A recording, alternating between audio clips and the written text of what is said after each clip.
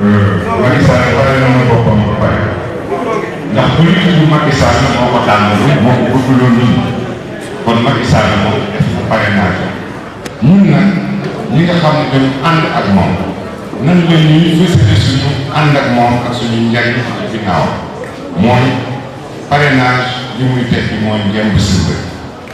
parrainage li muy tekki mooy yor jumtukaay pour sa mbër parrainage li muy tekki mooy defar sa mbër ngeen gañ alors loolu nag technique mais lépp gañ di jaaraat fa monsieur le maire Malick Fall jaaroon ak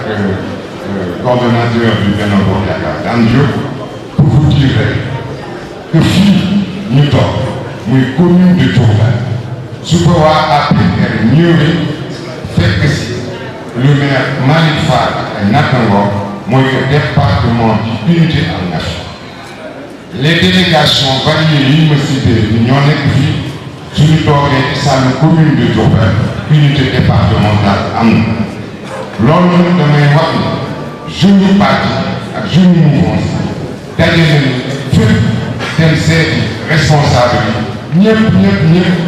ñu woowee à l'unité boobu daal je vous dis am na unité ba su amee nag ànd parrainé nag dina yomb soo xamee nu ñuy pare